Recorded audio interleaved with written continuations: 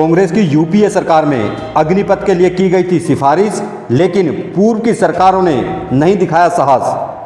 पूर्व सैनिक स्कूलों, आईटीआई व पॉलिटेक्निक कॉलेज में जाकर युवाओं को बताएंगे अग्निपथ के लाभ। भारतीय जनता पार्टी ने भाजपा सैनिक प्रकोष्ठ के पूर्व सैनिक अधिकारी को उतारा मैदान में। सेना की अग्निपथ स्कीम का देश भर में विरोध होने के बाद अब भारतीय जनता पार्टी ने अपने सैनिक प्रकोष्ठ को मैदान में उतार दिया है। सैनिक प्रकोष्ठ के पूर्व सेना अधिकारी स्कूल, आईटीआई व पॉलिटेक्निक जाएंगे, युवाओं को अग्निपथ के लाभ समझाएंगे।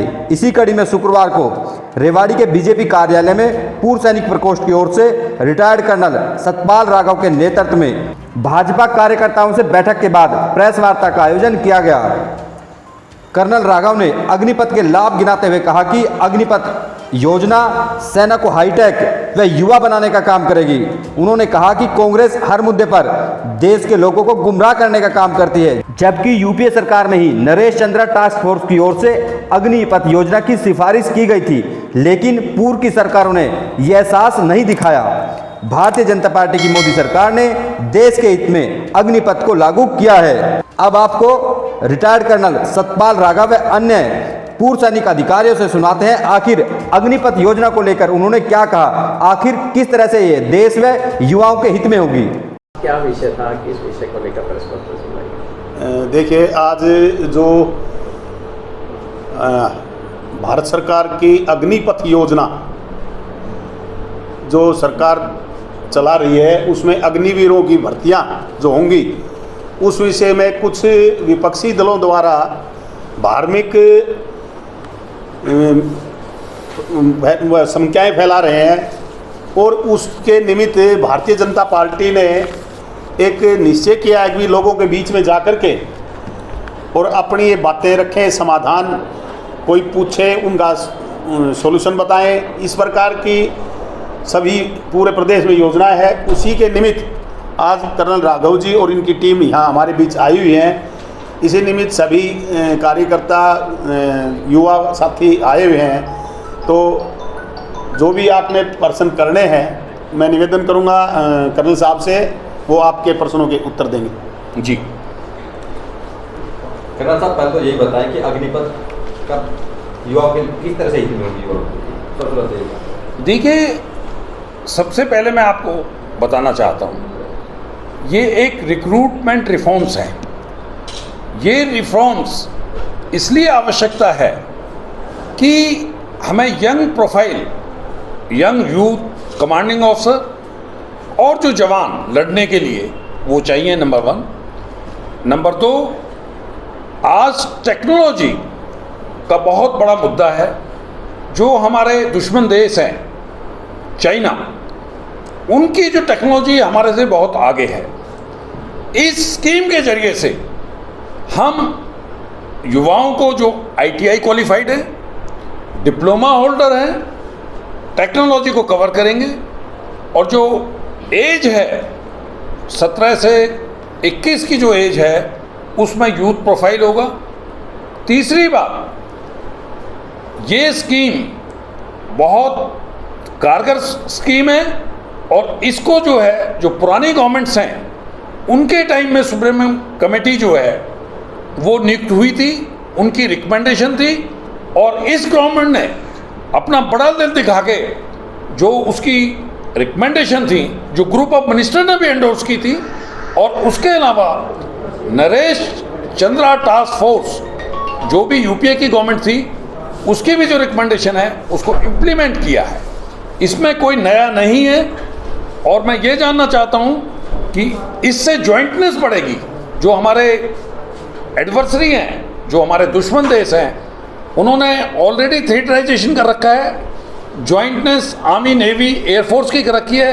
तो हमने भी इसी को अपने को मुकाबला देने के लिए, ऊपर जाने के लिए इसका फैसला लिया है। जी, पंजाब विधानसभा में इसके खिलाफ जी पारित किया गया। जी, क्या कहेंगे? कल ही जो ये एक विडंबना है कि पंजाब ने बहुत ही देश के लिए बलिदान दिए, लेकिन एक विरोध जो उनके मुखिया हैं पंजाब के, और उनके भी जो केजरीवाल हैं, उनका भी मैं जिक्र नहीं करूंगा। आपको मालूम है कि मीडिया में वो कैसे प्रश्न सेना पे उठाते हैं। ये स्कीम बहुत ही अच्छी है। आप ये देखिए, मैं कैप्टन जो पुराने वहाँ के चीफ मिनिस्टर साहब थे, वो फौज के अंदर सर्विस की उन्होंने, जब उनकी आवश्यकता पड़ी वो फौज से वापस आए। और भी जितने भी जो वहाँ के हैं वो सेवाएं देते हैं और सेवाएं आते हैं। ये स्कीम बहुत सुंदर है और बहुत ही कारगर स्कीम है, और ये भगवान, ये एक विडम्बना है जो उन्होंने ये इस तरह का जो लिया है, ये देश हित में नहीं है। सेना अधिकारी अफसर बड़े नजर आ रहे हैं। परमवीर विजेता, परमवीर चक्र विजेता ऑनरी कैप्टन मनोज यादव, उन्होंने कहा कि देश को बर्बाद करने वाली है और सेना को बर्बाद करने वाली है, युवाओं को बर्बाद करने वाली है। क्या कहेंगे? देखिए, एक विजन होता है, एक जवान का विजन अलग होता है, सुबेदार मेजर साहब का विजन अलग होता है जिनकी 32 साल की सर्विस होती है। एक यंग लेफ्टिनेंट का विजन अलग होता है, कमांडिंग ऑफिसर का विजन अलग होता है, चीज़ों को लेते हैं। आर्मी चीफ का विजन अलग होता है।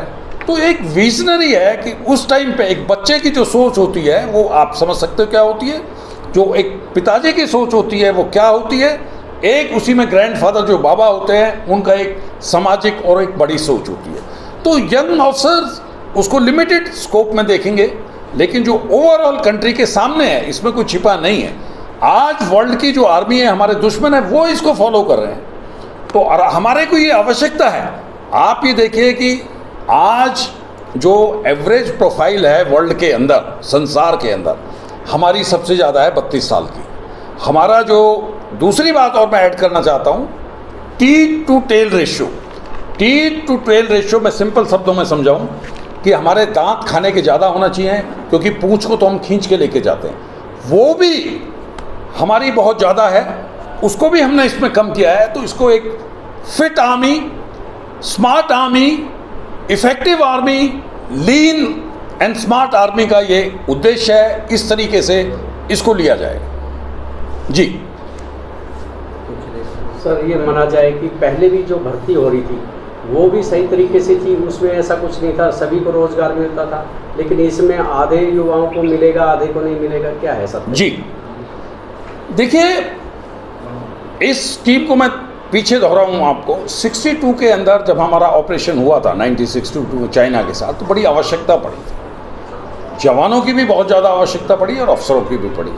Emergency commission, short service commission वो आए, अफसरों के लिए लागू किए। और उस टाइम में एक चीज़ और बताता हूँ, कलर सर्विस 62 में 7 ईयर्स थी। 7 ईयर्स का मतलब है कि जवान को 7 ईयर्स करनी पड़ती थी कंपलसरी, उसको उठा के हमने 17 की, और पेंशनेबल सर्विस 15 साल की। तो जो आप भर्ती उसकी बात कर रहे हो, ये एक रिफॉर्म है जो आर्मी के हमारे साहब हैं यहाँ पे, जो आर्मी वाले हैं, टाइम टू टाइम भर्ती की प्रक्रिया इन्होंने बदलती हुई देखी है।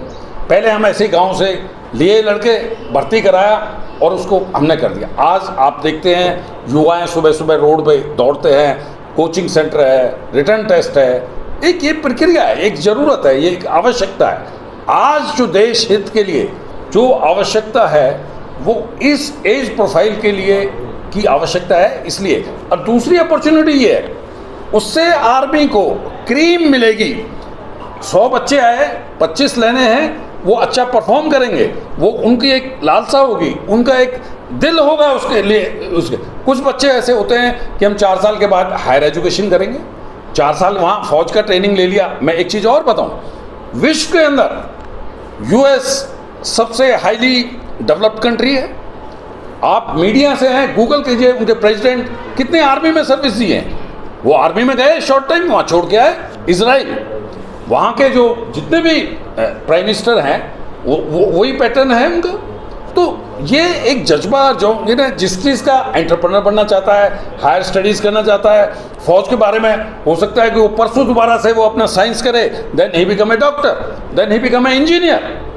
अगर वहाँ से भी निकल के आ रहा है, उसको डिप्लोमा मिल रहा है, ग्रेजुएशन मिल रही है, और फौज में ये है, अपने कमांडिंग अफसर को एक पत्र लिखता है कि सर मुझे परमिशन दी जाए आगे पढ़ने की, तो वो पढ़ेगा, आगे फिर अफसर भी बनेगा। इसमें से 25% में से जो अच्छा बच्चा है 4 साल का उसमें गया है, आर्मी कैडेट कॉलेज और नेवी और एयरफोर्स में जो है प्रोविज़न वो उनके लागू है, वो सारे बेनिफिट्स हैं। सब जवानों को एक राशन, एक ड्रेस, एक अलाउंस, ये जो अलाउंस सचिन का आज देखिए 25,000 रुपये अलाउंस है, ये तनख्वाह के अलावा अलाउंस है उनका। तो ये सारी सुविधा ये बिल्कुल फिट है। ये लोग जो भ्रम के में आ रहे हैं उनको आर्मी के बारे में पता नहीं है, उनको बोलने से है। एक आर्मी एक वास्ट प्रोफेशन है, इसमें 38 साल 32 साल एसएम साहब सुल्तान मेजर साहब जो होते हैं जवानों से आते हैं, वो 32 साल सर्विस करते हैं, तो उनके पास में एक एक्सपीरियंस है, उनका एक विज़न होता है। ये आज आवश्यकता है और देश की सुरक्षा के साथ में कोई भी कंप्रोमाइज़ नहीं किया जा सकता। तो आज आत्मनिर्भरता देश की सुरक्षा के साथ जुड़ी हुई है और हमारी जो स्किल इंडिया है, जो ITI और जो डिप्लोमा होल्डर हैं उनके लिए बहुत ही अच्छी अपॉर्चुनिटी है और उससे एफिशिएंसी बढ़ेगी। ये पढ़े लिखे जो टेक्नोलॉजी को कम्बैट करेंगे, ये काउंटर करेंगे। जी दूसरे युवा में डर तो आपने बैठा दिया उनके अंदर, मुकदमा दर्ज कर देते हो आप, जी आपकी सरकार है, लेकिन समझाओगे कैसे उनको? जी बिल्कुल, आपका क्वेश्चन बहुत ही अच्छा क्वेश्चन है। देखिए, जैसा मैंने आपको कहा, कुछ लोगों को जिनको इनकी नॉलेज नहीं है उन्होंने एक भ्रमात्मक स्थिति दी है। आप जो हमारे समाज के लोग हैं, जो हमारे एक्स सर्विसमैन हैं, जो हमारे साहब हैं, जो देशभक्त हैं, राष्ट्रभक्त हैं, जो एम्बेसडर हैं यहाँ के, उनको जो उन्होंने हमको सुना है, आपके सामने मीडिया के सामने हमें सुना है, सारी चीज़ कागज़ पे है, कोई इमेजिनरी नहीं है, कोई इसमें कोई प्रॉमिस नहीं है कि भाई ये ऐसा होगा, ये ऐसा होगा। सारी चीज़ साफ है, युवाओं को बताया जाए।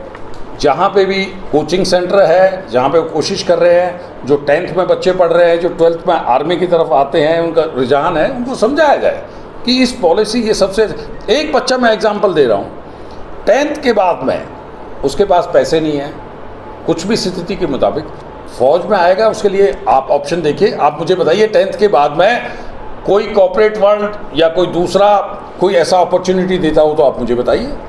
और आर्मी के मिल्खा सिंह एक कुक थे, कुक समझ रहे हैं आप, जो खाना बनाते हैं, आर्मी ने उनका टैलेंट देखा, वो कहाँ पहुँचे। और मैं तो एक एग्जांपल दे रहा हूँ, जितने भी ऑफिसर्स इस इंडियन आर्मी ने 2 चीफ जवान से बने हैं, जनरल मूसा और जनरल समित दून। तो आर्मी एक अच्छी अपॉर्चुनिटी देती है और एक हमारी परिवार है। रिटायरमेंट के बाद भी वो जवान, हम JCOs अफसर इकट्ठे हैं, एक परिवार को हम नाम नमक और निशान पे चलते हैं। तो ये बहुत अच्छी स्कीम है। और इसका ये देखो, एक चीज़ और भी मैं कह रहा हूँ, इसका अभी जब ये स्कीम जाएगी, कमांडिंग अफसरों से फीडबैक होती है, महीने में सैनिक सम्मेलन होता है, और ऊपर के कमांडर अगर कोई भी है तो इसमें रचनात्मक और जो कृत्यात्मक भी चेंजेस आ सकते हैं, आवश्यकता होगी। ये कोई पार्लियामेंट का एक्ट नहीं है कि जिसको लोगों को चाहिए, तो ये तो चेंज ज़रूरत के मुताबिक है, ये चेंज होती है। अफसरों का भी चेंज होता है। आज 12 स्कीम्स है, कुछ बंद हो गई हैं, कुछ चल गई हैं, तो ये तो एक चेंजेस है कि भाई आप कैसे रिक्रूटमेंट करते हैं। जी, युवाओं में जोश है।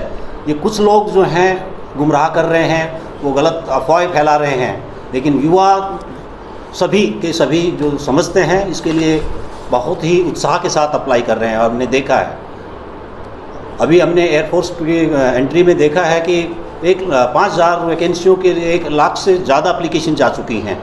तो आप सभी को मौका दिया जाएगा कि पैन इंडिया बेस पे, मेरिट बेस पे है, सबको देख करके जो बेस्ट होंगे उनको बुलाया जाएगा और उनको रिक्रूट किया जाएगा। युवाओं को इसके अग्निपथ की जितनी भी विशेषताएं हैं वो कम हैं, उनको सबको बताएं, उनको गुमराह ना होने दें। हमारे विरोधी वो सिर्फ विरोध का काम करते हैं, उनके पास कोई और मकसद नहीं है और कोई उनके पास भूमि नहीं है। यदि आप उनका भूतकाल का वो देखें, हमने CA लाई सरकार, CA में आपको पता है कोई बुराई नहीं है। सरकार NRC लेके आई, आपको सबको पता है उसमें कोई बुराई नहीं है। फार्मर बिल भी लेके आई, उसमें भी कोई बुराई नहीं है। लेकिन ये अपोजिशन, सिर्फ उनको अपोजिशन करना है, इस वजह से देश का भला ना सोचना है। तो आप युवाओं को समझाएं, उनके बहकावे ना आए, और ये एक बहुत गोल्डन अपॉर्चुनिटी है, इस स्कीम का फ़ायदा उठाएं।